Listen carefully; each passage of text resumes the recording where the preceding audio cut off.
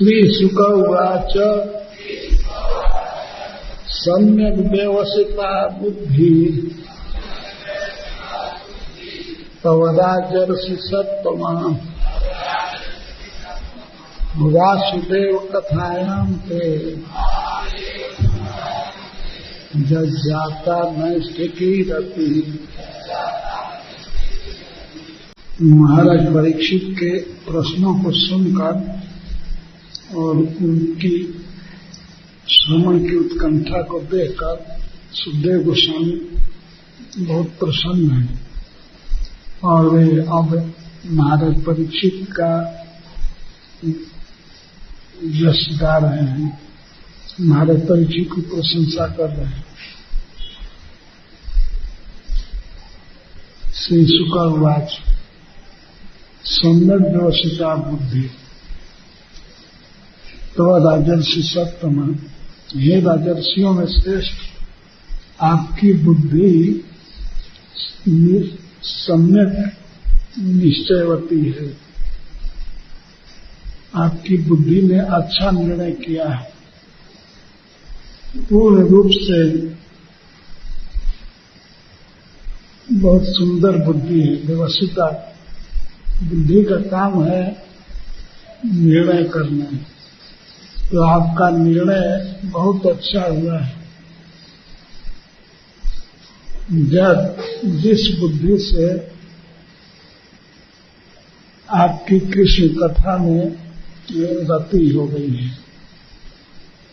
और नैष्ठिकी रति, निष्ठा का अर्थ है जो किसी भी विघ्न बाधा से कभी टस से मस न हो, उसको नैष्ठिकी बुद्धि कहते। जग जाता जिस बुद्धि से आपकी वासुदेव की कथा में नैष्ठिकी रति हो गई है। धन्य हैं आप। महाराज परीक्षित सुखदेव गोस्वामी से प्रश्न किए थे। पहला प्रश्न रोहिण्यास्तनया प्रोक्तो रामः शंकरस्तया देवक्या गर्भ संबंधो कुतो देहांतरम विना। जब आप वसुदेव जी की भारजा रोहिणी की संतानों को गिना रहे थे तो उसमें आपने बलराम जी का नाम रखा और ये भी कहा कि ये देवकी के पुत्र हैं। आप जब देवकी के पुत्रों को गिना रहे थे तो उसमें भी बलराम जी का नाम लिया। तो एक ही शरीर से दो माताओं का पुत्र होना कैसे संभव है?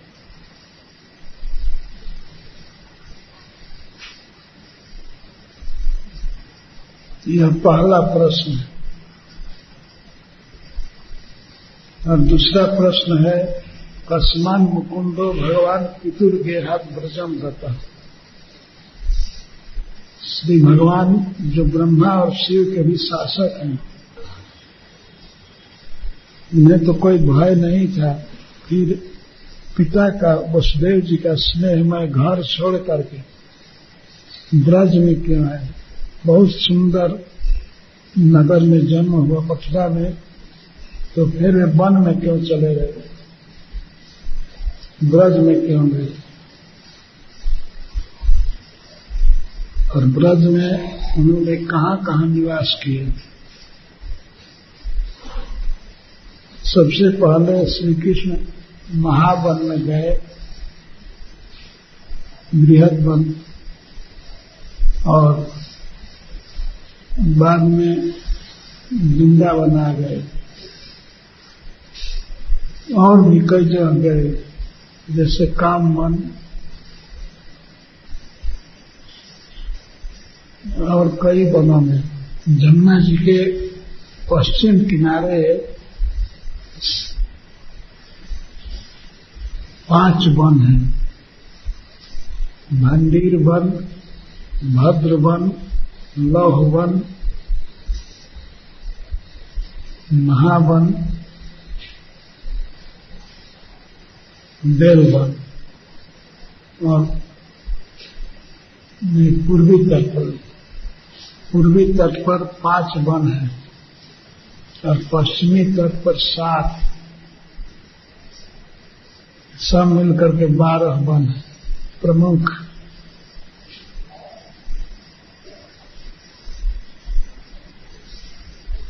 इन 12 वनों में भगवान कृष्ण ने निवास किया भिन्न भिन्न समय पर। जिस समय वे गोवर्धन धारण किए उस समय वृंदावन में रह रहे थे। वृंदावन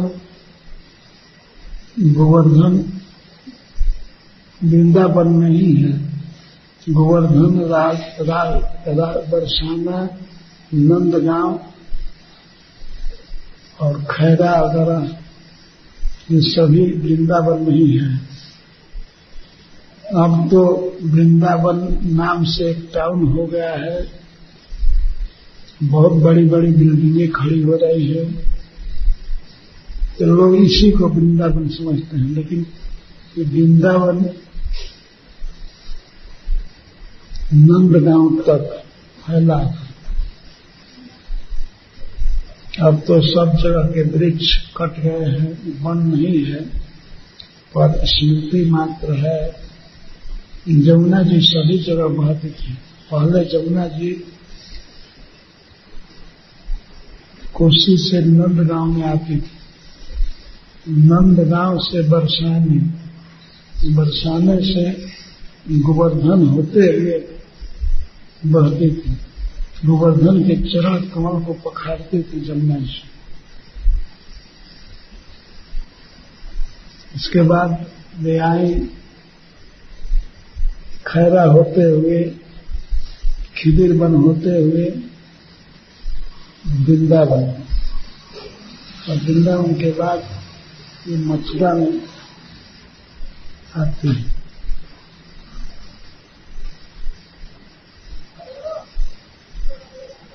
जमुना जी सब जगह है। कृष्ण जहां जहां लीला किए सब जगह बहती है।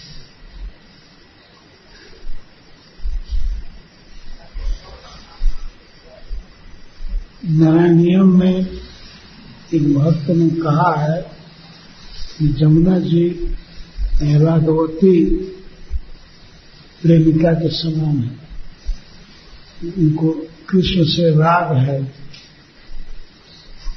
अतः जैसे प्रेमिका, राघवती प्रेमिका अपने प्रेमी के पीछे लगी रहती है, ऐसे ही जमुना जी सब जगह ब्रज में है। ये अपने प्रियतम के लीला में सहयोग देती है।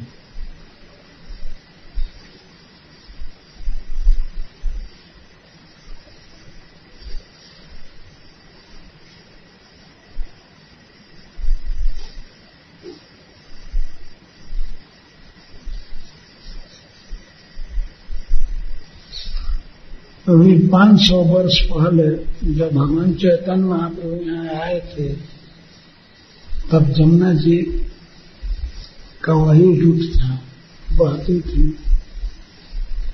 कोसी होते हुए आती थी।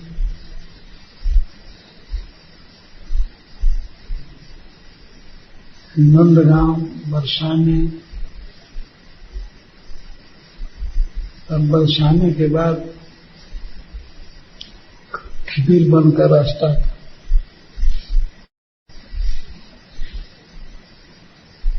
वहां से वे गिरिराज जी के तलहटी में बहती थी।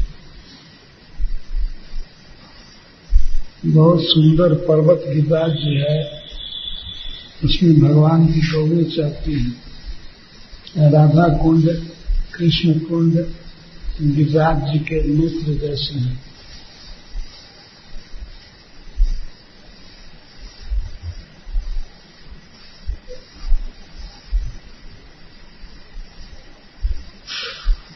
एक पर्वत गिरिराज जी यही वृंदावन का केंद्र है। कृष्ण यही सबसे मधुर लीलाएं किए।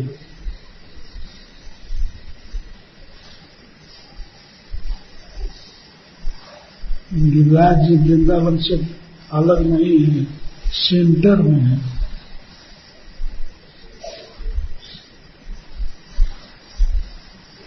जय गिरिराज जी की जय।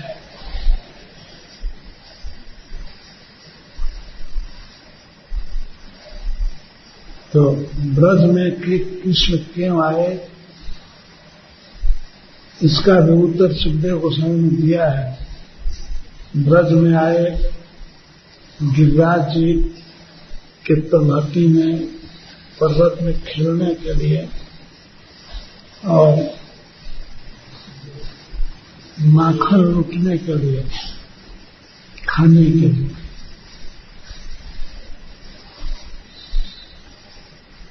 जब भगवान की प्रेमिकाएं आती थी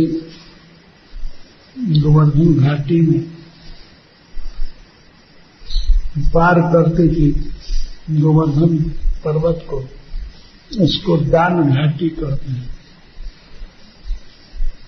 वहां भगवान दान लेते थे। गोपियां देती नहीं थी, पर बहुत छीना झपटी झकझोर करना, गाली देना गोपियां करते थे। फिर भी कृष्ण उनका दही और माखन दूध पीते थे।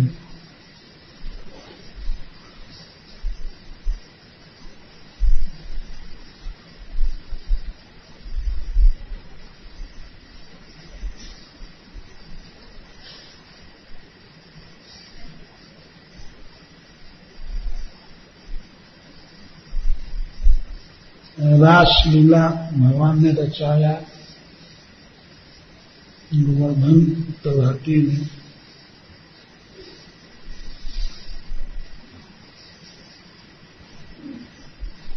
उस समय जमुना जी शट करके बढ़ती थी गोवर्धन से।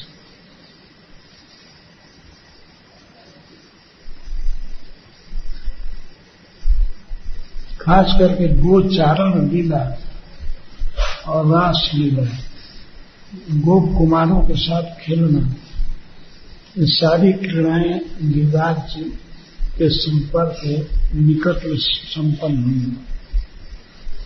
इसीलिए गिरिराज जी की इतनी महिमा है।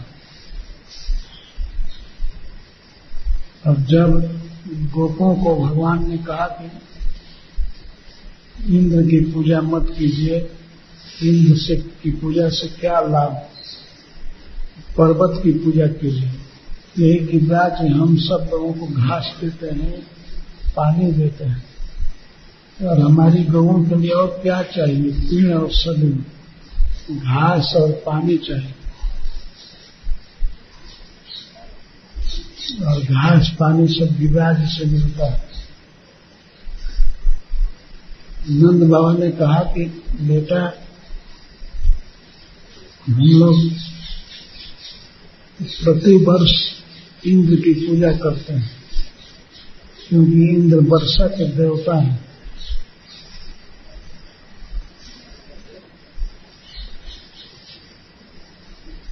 तो भगवान ने स्पष्ट कह दिया कि नहीं, वर्षा होती है जीवों के कर्म फल के अनुसार, उनके दृष्ट के अनुसार। इंद्र खूब कुछ नहीं करता है।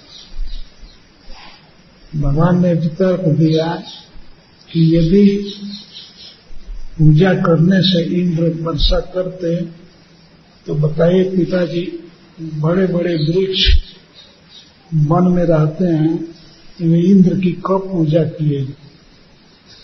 बड़े बड़े वृक्ष तो बहुत पानी पीते हैं, उनको बहुत पानी चाहिए, फिर भी उनको पानी मिल जाता है। तो इंद्र की पूजा करके पाए नहीं।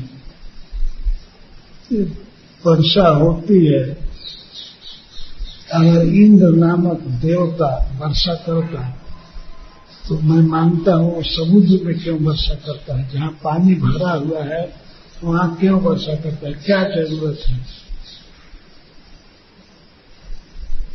और जहाँ पानी की जरूरत नहीं है, जरूरत है काफी, वहाँ पानी नहीं होता है। राजस्थान में कोई इंद्र का भक्त नहीं है क्या?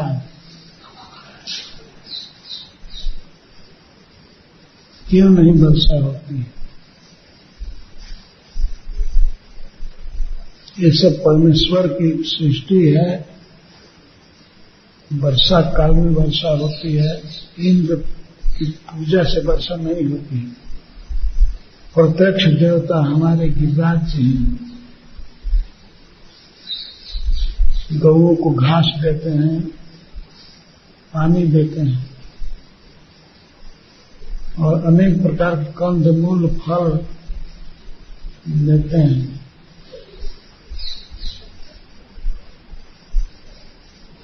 हमारी तो ये इच्छा है कि गोवर्धन की पूजा की जाए और गौओं की पूजा की जाए और स्वर्ग में रहने वाले देवों से, देवताओं से, हमारे पृथ्वी पर रहने वाले विप्र यही वास्तविक देवता हैं। अतः गोवर्धन, गौए और ब्राह्मण, इन तीन की पूजा की जाए।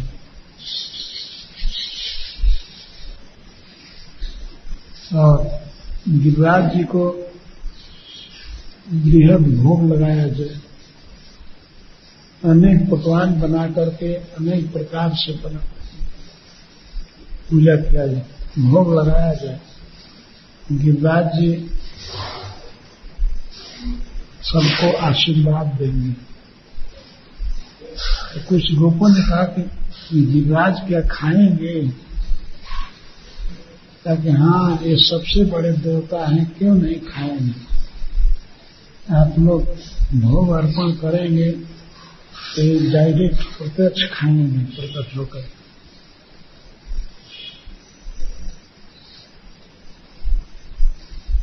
जब गोपों ने पूजा किया, परिक्रमा किया और गिरिराज जी को भोग लगाया, तो भगवान कृष्ण स्वयं ही पर्वत के आकार में प्रकट होकर के 4 भुजा से और गिरिराज जी को अर्पण किए गए सारे नैवेद्य को खाए। 4 भुजा से खा रहे थे। बड़े बहुत दूर से भोग लगाया गया। कोई कोई गोपी बरसाने से भोग लगा रही थी, नंदगांव से भोग लगा रही, इतनी दूरी से, पर सब जगह से गिरिराज जी उठा करके खाते थे। टोकरी भरा हुआ खाजा, घड़े में खीर लेकर के पीते थे। पर्वत के आकार में थे। तब भगवान ने कहा, दिखा करके, देखिए देखिए गिरिराज जी प्रकट हैं, इनको सब लोग प्रणाम कीजिए।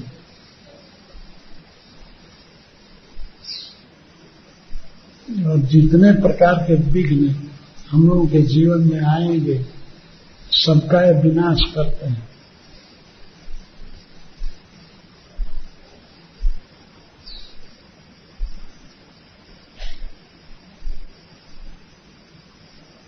और जो लोग दुष्ट हैं या खराब कर्म किए हैं, तो उनको एक सांप के रूप में, बाघ के रूप में खाते हैं, डसते हैं।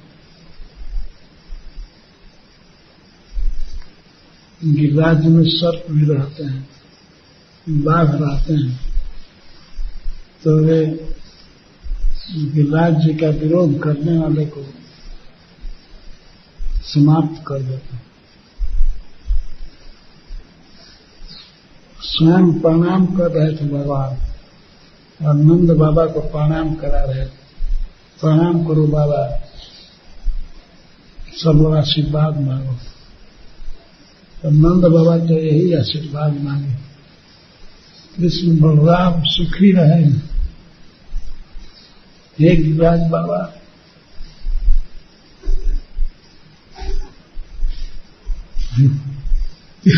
स्वयं कृष्ण है, अद्भुत जिला है, अपने पिता से प्रणाम करवा रहे हैं।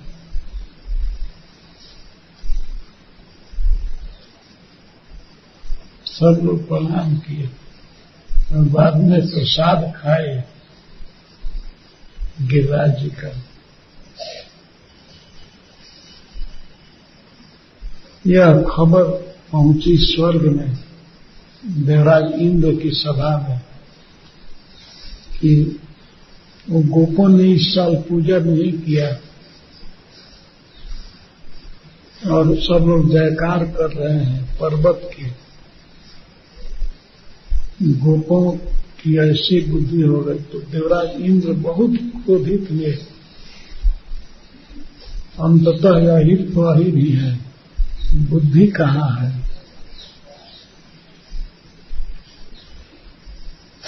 तो ये आए देखने के लिए, तो और जय जयकार हो रहा था पूजा के साथ। तो देवराज इंद्र बहुत क्रोधित हुए, अति क्रोध। इतने बड़े देवता होकर के इतना क्रोध, इन गोपों को मैं सिखा दूंगा। तो उनको ये पता चल गया कि सारा काम हुआ है, मेरी पूजा बंद हुई है और पहाड़ की पूजा कर रहे हैं, तो कृष्ण नामक गोप के कहने से। ये छोटा बच्चा बहुत बोलता है, यही हमारी पूजा बंद किया। तो अब मैं सारे गोपों के धन को, गौओं को नष्ट कर दूंगा, इनका अभिमान तोड़ दूंगा। गोपों को बहुत अभिमान हो गया है, कुछ गौएं बढ़ गई हैं, इसलिए इनका अभिमान बढ़ गया है। तो सारी गौओं को, गोपों को प्रलयकालीन जल से डुबा करके मार दूंगा। और तुरंत आज्ञा दिए प्रलय करने वाले मेघों को, जो बंदी थे प्रलय काल में ही खुलते हैं। ये मेघ इंद्र का आदेश पा करके आए और बहुत वर्षा करने लगे, ओले बरसने लगे, बहुत जोर की आंधी चलने लगी, बादल में बिजली कड़कने लगी, चमचम बिजली चमक रही थी, बीच बीच में वज्रपात हो रहा था, सब जगह पानी भर गया। दिवाली के दूसरे दिन की घटना है। घोर जाड़ा में शीत छा गया, सब डोमे थर-थर कांपने लगे, गोपियां गोप सभी कांपने लगे और ओले की वर्षा हो रही थी।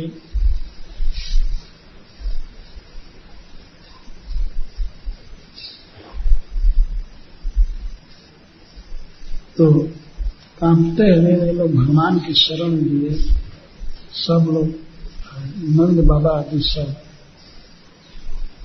सब कहने लगे, हे कृष्ण, हम तुम्हारे कहने से देवता की पूजा रोके हैं। लगता है देवता ही रंज होकर के इतनी वर्षा कर रहा है। असमय में वर्षा करना और वो भी प्रलय जैसा जल, यह केवल इंद्र के कोप का कारण है। तो भगवान ने कहा कि चिंता मत कीजिए, हंस करके बोले। तो भगवान ने मन में विचार किया कि मैं उपाय करूंगा।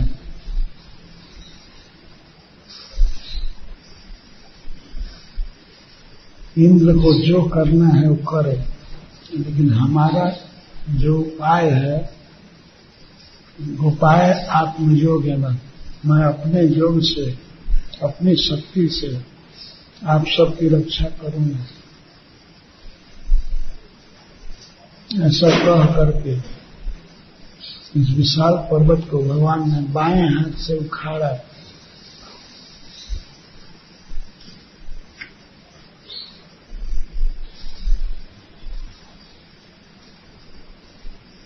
बाएं हाथ से उखाड़ करके उसे अपनी बाएं भुजा में ही कनिष्ठा उंगली पर धारण कर लिया।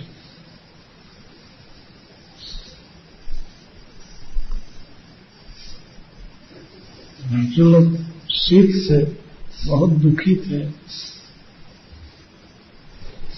आंधी से, भगवान ने इशारा किया, आप सब लोग अपने अपनी गौओं के साथ, अपने घर के सब सामान के साथ, बच्चे और वृद्ध के समान साथ आ जाइए इस गर्त में। गोवर्धन पर्वत के नीचे बहुत विशाल जगह है, सब लोग वहां जाएंगे। और आप इसकी चिंता मत कीजिए कि ये पर्वत हमारे हाथ से गिर जाएगा, ये गिरेगा नहीं। तो तृतीया के दिन, दिवाली के बाद तृतीया से भगवान ने गोवर्धन धारण किया, तृतीया से नवमी तक धारण किए रहे। बहुत आश्चर्य में लोग थे। तो गोपों की ये भावना थी कि ये पर्वत की ही कोई विशेषता है, इस बच्चे में क्या दम है। और इंद्र सोच रहे थे कि इतना ढीठ लड़का है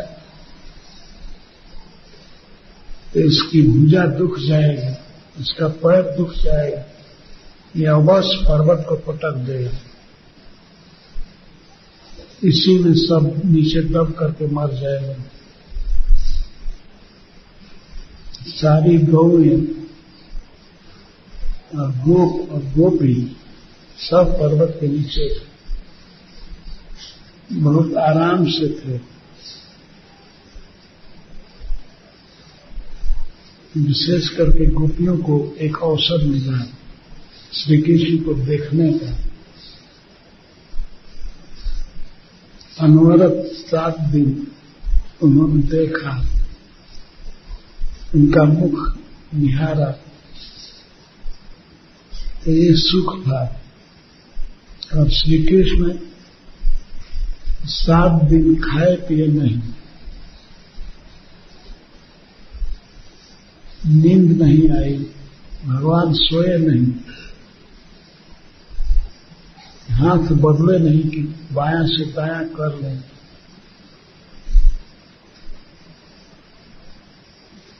बिना खाए पिए, बिना आराम किए पर्वत को उठाए रखे। गिरिराज जी बहुत सुखी थे, भगवान के हस्त कमल का स्पर्श पा करके वे पूरा हल्के हो गए, फूल की तरह हल्के हो गए। कृष्ण पर कोई भार नहीं। वास्तव में गिरिराज जी तो उनका स्वरूप नहीं है।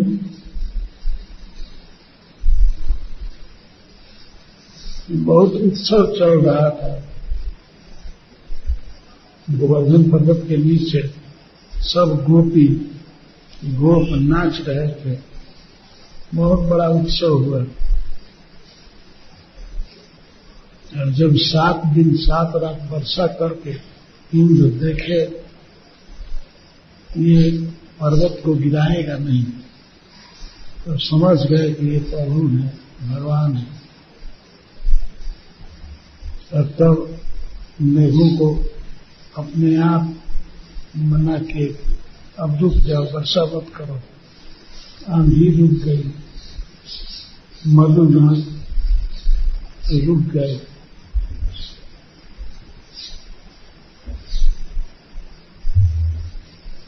और जब बच्चों ने कहा कृष्ण अब आंधी रुक गई है, पानी घट गया है, पानी जो बहुत वर्षा हुई थी और पानी सब नदियों में बह गया है,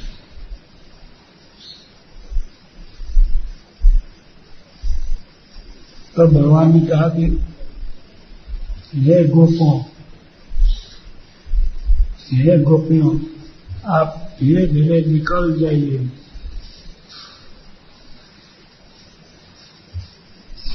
गोवर्धन के गर्त से तो सभी कृष्ण को देखते हुए निकल गए। भगवान ने पूछा, सब जगह सब लोग निकल गए, कोई बचा नहीं, कोई बकरी, कोई गाय, कोई वृद्ध व्यक्ति, कोई माता जी, कोई रुकी नहीं, तो गोवर्धन पर्वत के नीचे नहीं रह गई, सब लोग निकल गए। जब सब लोग निकल गए तब भगवान पुनः उस पर्वत को उसी स्थान पर रख दिए। रूप गोस्वामी पाद जी कहते हैं उपदेशामृत में कि भगवान गोवर्धन पर्वत को अपने हस्त कमल पर धारण किए थे। इस कारण से गोवर्धन बहुत श्रेष्ठ है संपूर्ण ब्रज में। यद्यपि भगवान की जन्मभूमि मथुरा है, महिमामयी है भगवान का जन्म लेने के कारण, लेकिन गोवर्धन पर्वत उससे भी अधिक धन्य है, क्योंकि 7 दिन भगवान के हाथ पर रहा।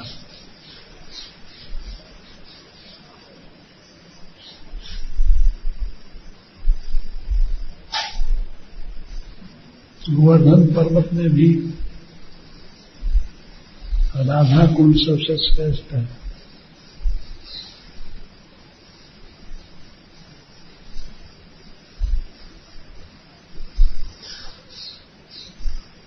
तो ब्रजभूमि में आ गए भगवान यही सब लीला करने के लिए, रासलीला, गोचारण, सखाओं के साथ खेल कूद करना, इसी लीला के लिए आ गए। मथुरा में क्या करते, वहां तो दूध दही आदि मिलना कठिन था। ब्रज में पर्याप्त दूध है, दही, घी, माखन सब सुलभ।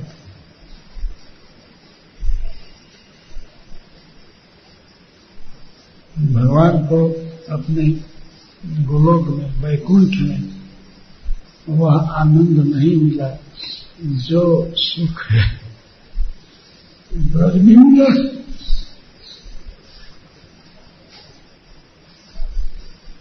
इसीलिए मथुरा छोड़ करके आ गए ब्रज में।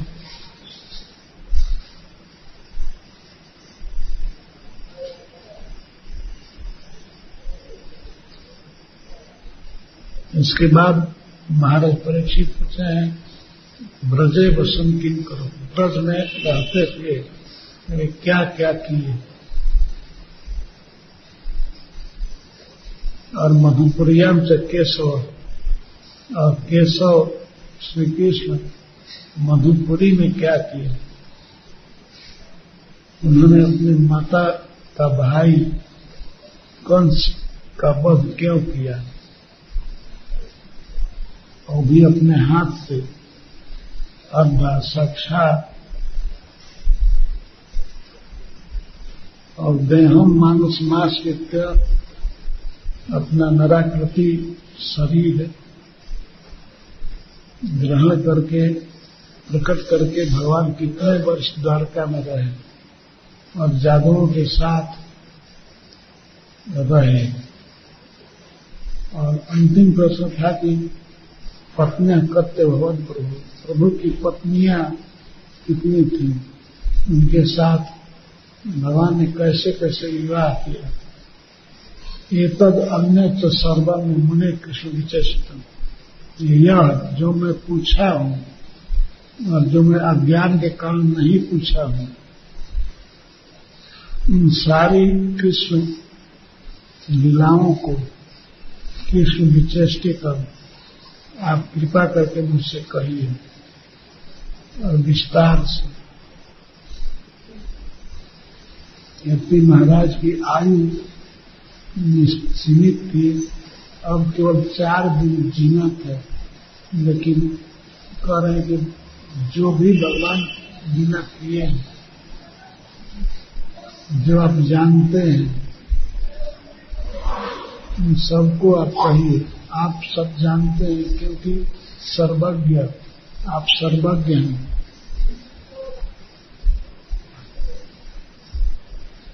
और मैं श्रद्धालु, मेरी श्रद्धा है, मुझे विश्वास है भगवान कृष्ण की लीलाओं पर। ये सब लीला किए हैं, ये बिल्कुल सत्य है। मैं श्रद्धालु हूँ, सुनना चाहता हूँ, और आप सर्वज्ञ हैं, सब जानते हैं। इसलिए जो मैं पूछा हूँ वो भी कहिए, और जो नहीं पूछा हूँ वो भी कहिए।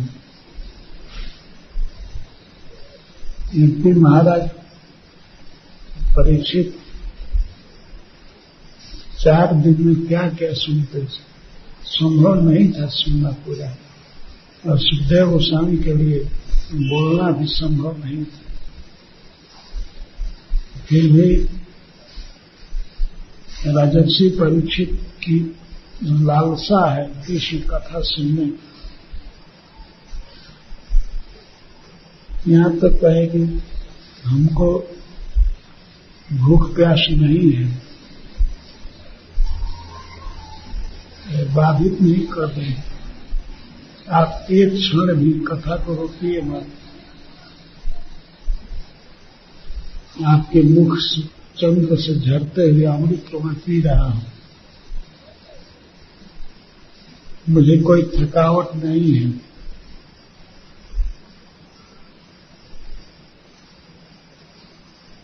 नैषात् दुःसार क्षणम त्यक्तोदमपि बाधते पिबंतम तन्मुखाम भोजस्येतम हरि कथा।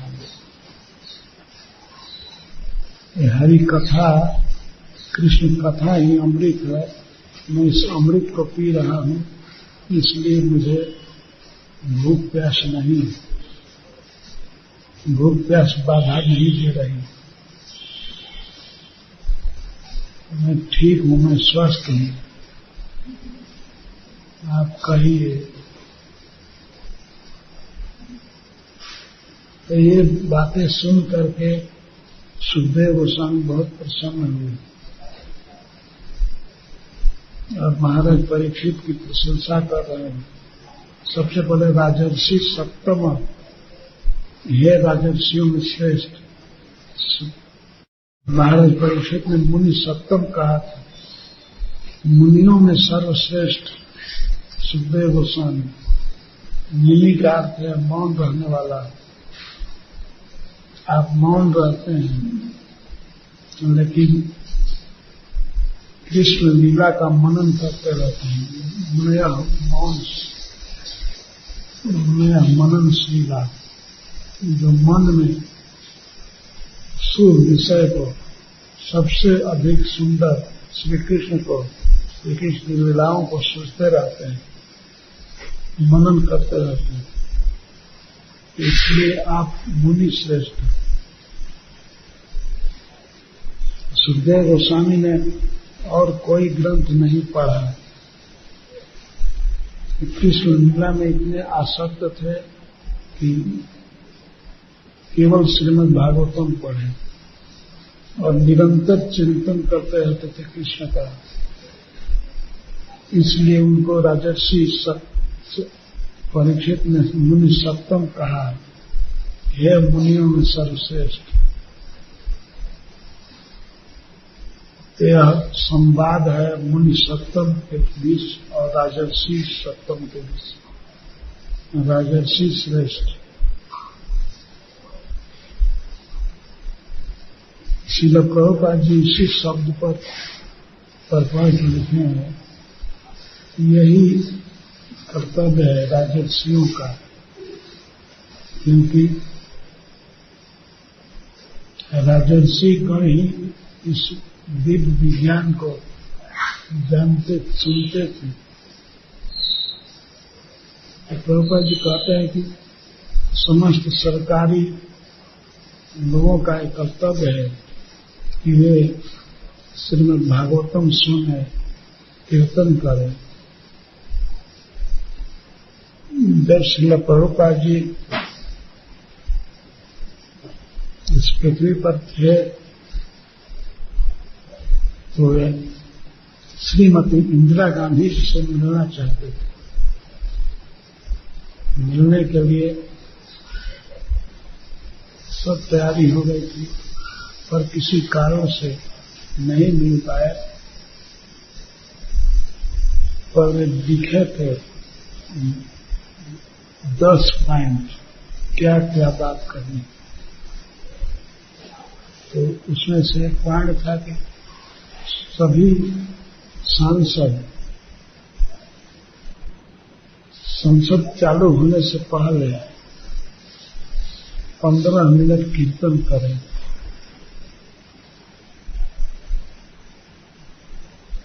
और संसद समाप्त होने पर भी 15 मिनट कीर्तन करें।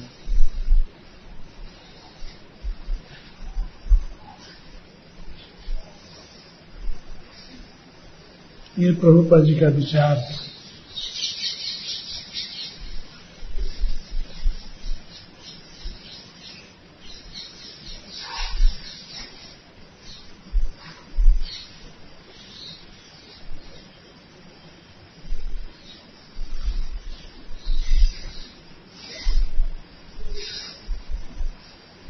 उसके पहले प्रभुपाद जी ने एक पत्र लिखा था पंडित जवाहरलाल नेहरू को। वह पत्र अभी भी है छपा हुआ। उसमें प्रभुपाद जी कहते हैं, पंडित जी आप अब बहुत राजनीति कर लिए, आप आइए वृंदावन, अब कृष्ण की भक्ति कीजिए, भगवान की भक्ति कीजिए। पंडित जी ने स्वीकार किया था कि आप ठीक कहते हैं स्वामी जी,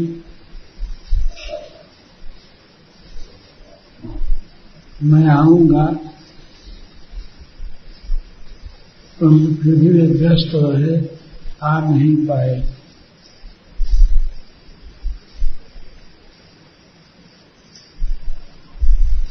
श्रील प्रभुपाद जी चाहते थे कि सभी लोग भगवान से जुड़े, भगवान की कथा सुने और भगवान के बारे में आपस में चर्चा करें। विशेष करके भगवत गीता से,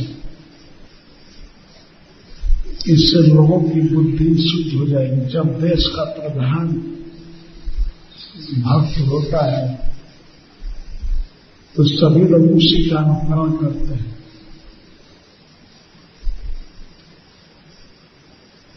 किसी भी समाज का जो नायक है उसे चरित्रवान होना चाहिए, भगवान की भक्ति से पूर्ण होना चाहिए,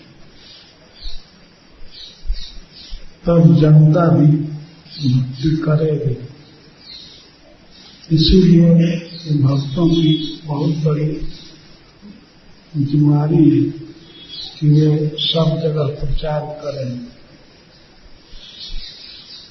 सब जगह कृष्ण भावनामृत का प्रसार हो, भगवान का नाम हो,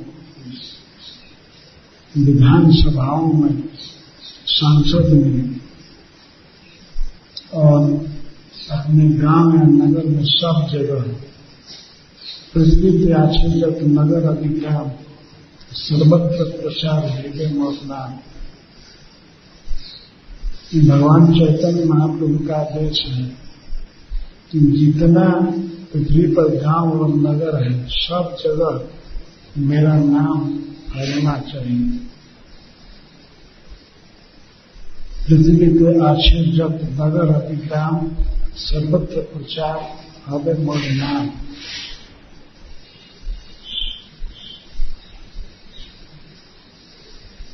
भगवान चैतन्य महाप्रभु के 500 बाद, उनके लीला संवर्धन के 500 बाद श्रील प्रभुपाद जी के प्रयत्न से यह कार्य देखा गया, सब जगह प्रचार हुआ।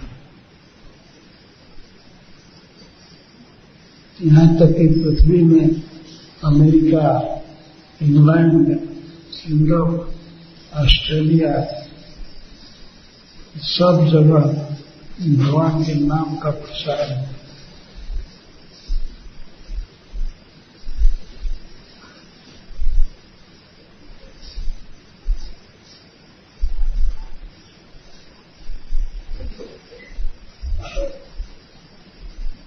एक भक्त को, अपने शिष्य को, इसका नाम भगवत दर्शन दास है, प्रभुपाद जी ने पत्र लिखा था।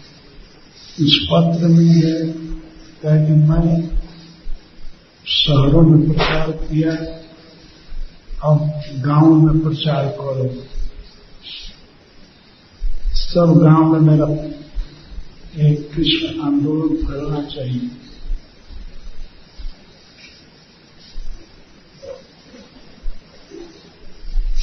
इस समय संसार का पर्यावरण बड़ा दूषित है और दूषित होता जा रहा है, लेकिन लोग प्रयास कर रहे हैं इस बाह्य पर्यावरण को शुद्ध करने का। हवा दूषित है, पानी दूषित है, पृथ्वी का अन्न दूषित है। तो आंतरिक शुद्धि कैसे होगी? मनुष्य की शुद्धि हो सकती है यदि वह अच्छी बातें सुने, खास करके ईश्वर के बारे में, भगवान के बारे में सुने। सबसे बड़ी दुख की बात है कि ईश्वर के प्रति लोगों का विश्वास उठता जा रहा है। भगवान ने स्वयं गीता में 16वें अध्याय में कहा है कि 2 प्रकार के मनुष्य होते हैं, असुर और दैव। तो दैव का वर्णन तो मैं विस्तार से किया, अब तुम असुरों का वर्णन सुनो। असुरों के वर्णन में भगवान कहते हैं कि जो असुर होते हैं वो प्रवृत्तिं च न जना विदुरासुर। आसुरी गुण वाले मनुष्य क्या करना चाहिए और क्या छोड़ना चाहिए उसको नहीं जानते। न सत्यम ते सुविद्यते, उनमें न आचार होता है, न व्यवहार शुद्ध होता है, न सत्य। असत्यम ते अप्रतिष्ठम ते जगत राहुरनीश्वरम। और वे आपस में बोलते हैं यह संसार असत्य है, ये सत्ताहीन है, कुछ है नहीं।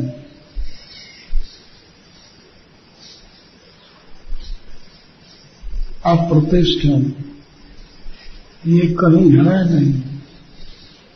जैसे सपना में देखते हो नगर, गांव, मनुष्य पर जगने के बाद कुछ नहीं रहता, ऐसे कुछ नहीं है।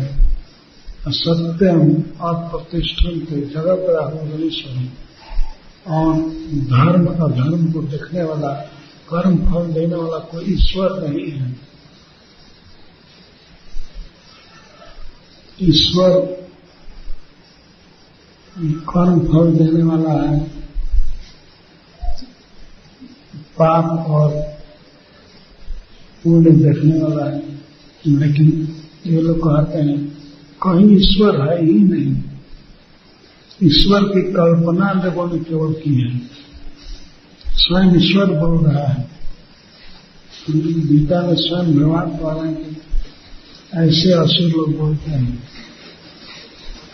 सत्यम अप्रतिष्ठम तो जगत आत्मा अनिश्वर है, जगत अनिश्वर है, इसका कोई कंट्रोलर नहीं है,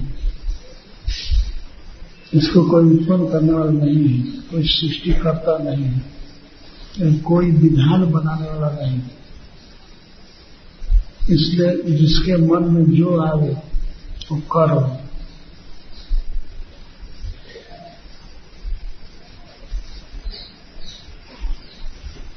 अपरस्पर समझौता कि मन्यत काम है तो कम। ये संसार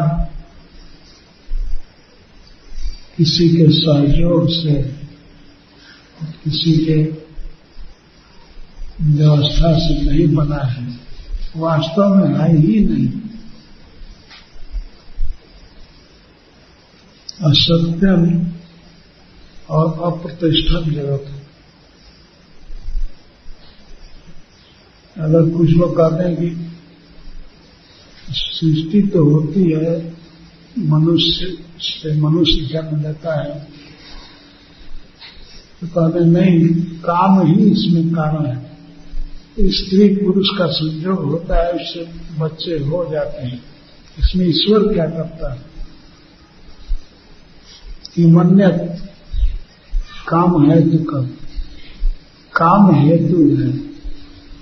काम वासना से स्त्री पुरुष परस्पर मिलते हैं या गाय सांड मिलते हैं तो सृष्टि हो जाती है, और कोई दूसरा कारण नहीं। न सृष्टि करता है, न इस जगत की कोई व्यवस्था है, अच्छा बुरा देखने वाला कोई नहीं है, दंड दाता नहीं है, कर्म फल दाता नहीं।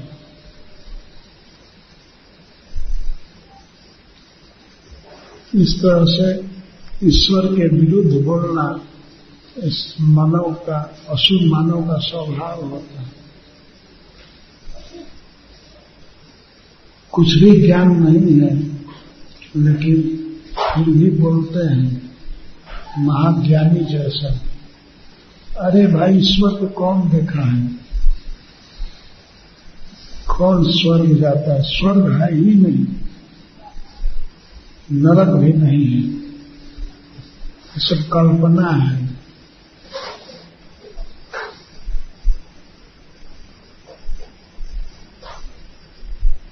शास्त्र को नहीं मानते।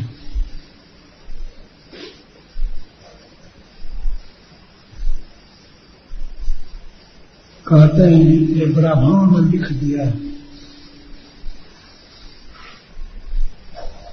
और कोई सत्य नहीं है।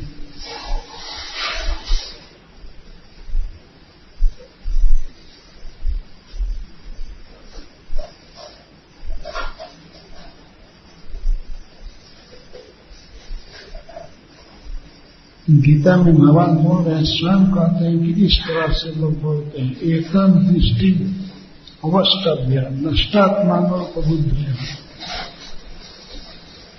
इस प्रकार के अभियान में जकड़े रहते हैं। एकम दृष्टि अवष्टभ्य, असुर लोग इस प्रकार के मिथ्या ज्ञान में रहते हैं कि ईश्वर नहीं है।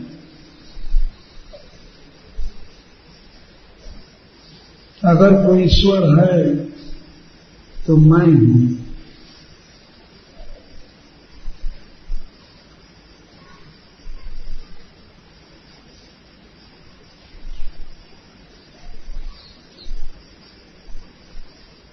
इस प्रकार की दृष्टि घोर अज्ञान नहीं है।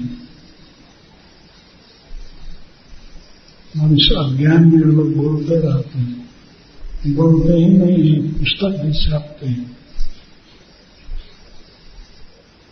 और पुस्तक बांटते हैं।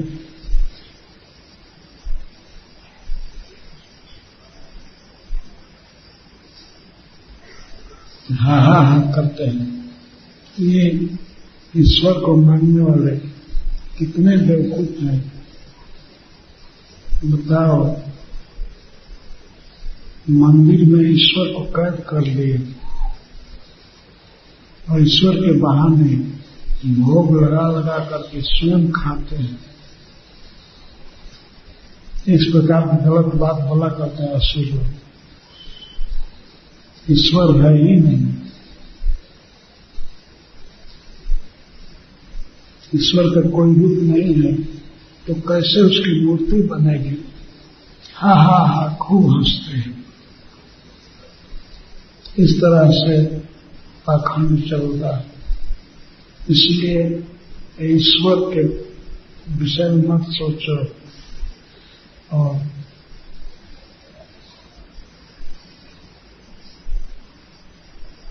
बस कामों को भोग पड़ना है। तावत निश्चिता काम भोग अपनी इच्छा के अनुसार भोग करो।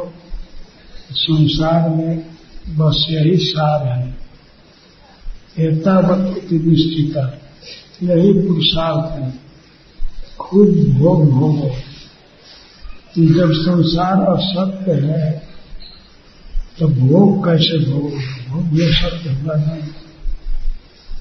लेकिन ऐसे बोलते हैं केवल भोग भोगो, केवल मजा लो। सर मजा लेने के लिए संसार है।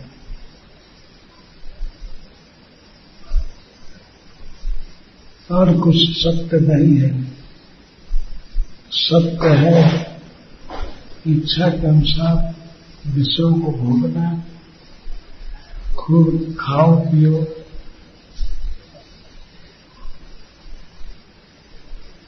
ईट ड्रिंक एंड बी मेरी।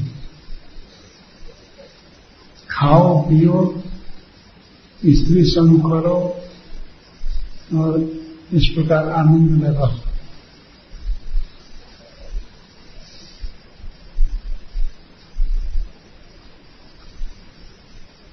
ये असुर का विचार है। सारे मनुष्य इस समय पृथ्वी में फैले हुए हैं। असुरों की संख्या बहुत बढ़ रही है।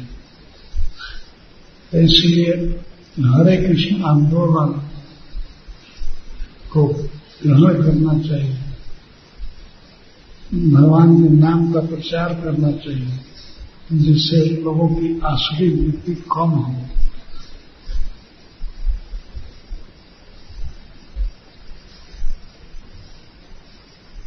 लोग ब्रह्मचर्य का पालन करें। कम से कम एक अवधि तक 5 वर्ष से लेकर के 25 वर्ष तक ब्रह्मचर्य का पालन करें। उसके बाद गृहस्थ में प्रवेश करें और गृहस्थ का जो धर्म है और निभान है। गृहस्थ का धर्म, वानप्रस्थी का धर्म और सन्यासी का धर्म, ये सब भगवान ने निश्चित किया है।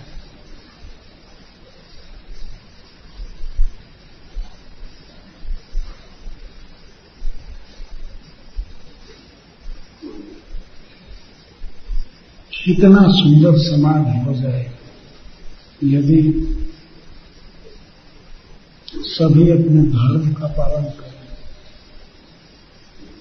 गृहस्थ अपनी पत्नी से संतुष्ट रहे, कभी भी परिस्थिति के प्रति कुदृष्टि न डाले।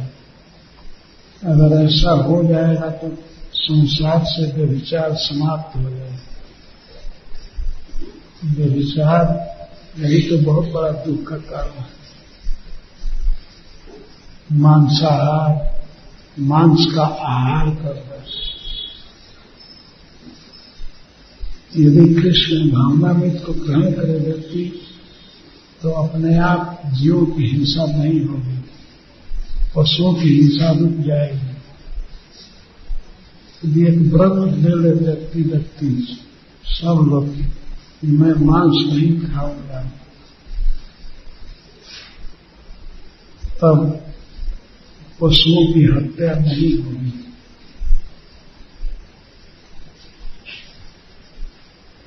पशुओं में भी बहुत उपयोगी पशु, सारे मानव के लिए गौ माता, उसकी तो हत्या होनी नहीं चाहिए, लेकिन दुर्भाग्य है मानव जाति का कि अशुद्ध बन गया है और सब जगह लोग इसका प्रचार करते हैं कि मांस खाया जा सकता है। कुछ लोग तो इतना तक कहते हैं गोमांस खाया जा सकता है। एक बार मैं न्यूज पेपर में पढ़ा था, 2014 में एक व्यक्ति बोल रहा था, तो अखबार में छपा था, ये भारत का सुप्रीम कोर्ट का जज जो रिटायर हो गया है, उसने कहा था, उसका वाक्य निकला, मैं गोमांस खाता हूं और खाऊंगा, कौन है जो मुझे रोकेगा। इस तरह का दुर्विचार, इस तरह का कंडम विचार यदि प्रधान व्यक्ति में होता है तो कैसे देश सुधरे। बहुत वर्षों के बाद, स्वतंत्र भारत होने के बाद प्रथम बार गोरक्षा का अभियान विचार चला है।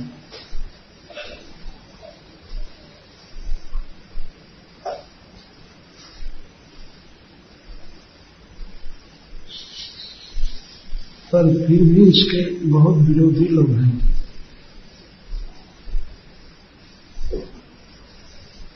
वास्तव में क्षयाय जगतो हिता, जगत के अहित पशु लोग जगत का समस्त जीवों का नाश चाहते हैं। छाया प्रबोध की उग्र कर्म आ रहा है, उग्र कर्म करते हैं और जगत के नाश के लिए, सभी मनुष्यों के विनाश के लिए तुले हुए हैं।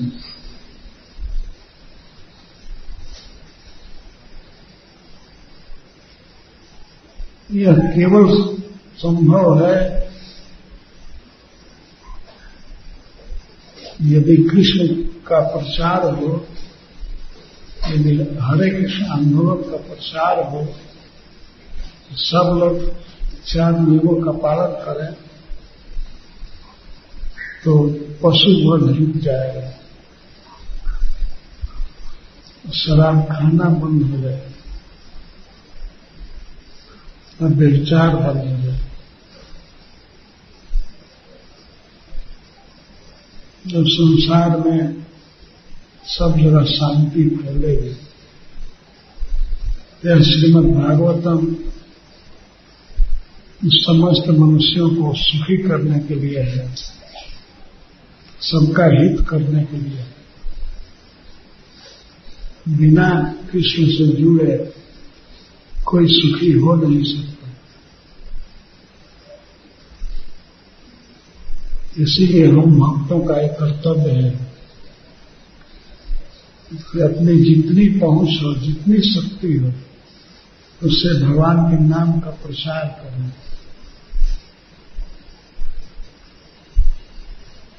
उससे प्रचार करने से हमारी भी शुद्धि होगी।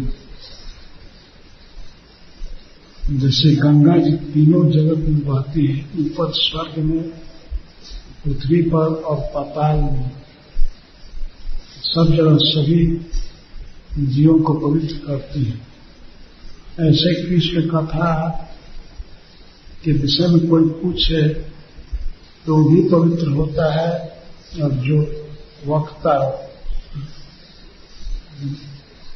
प्रश्न का उत्तर दे वो पवित्र होता है, और प्लस सारी जनता भी पवित्र होती है। जैसे भगवान का चरणों का मंदिर में छिड़का जाता है, तो छिड़कने वाला पुजारी वो तो पवित्र होता ही है। जिस पर जल डाल रहा है, छिड़क रहा है, वो पवित्र होता है। और आरती में खड़े लोग आसपास रहते हैं, वो भी पवित्र हो जाते हैं। इस तरह से कृष्ण कथा का प्रचार करने वाला वक्ता, पूछने वाला और श्रोता सभी पर शुद्ध हो जाते हैं।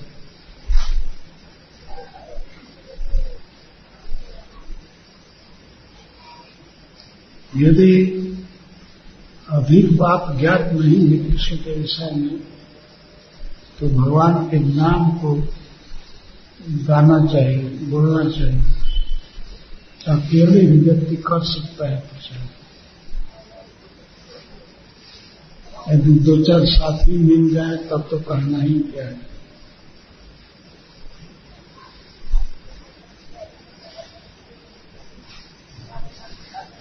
सब जगह गाना चाहिए। हरे कृष्ण महामंत्र फैले, सबका हित होगा, सबका कल्याण होगा। जय श्री राम।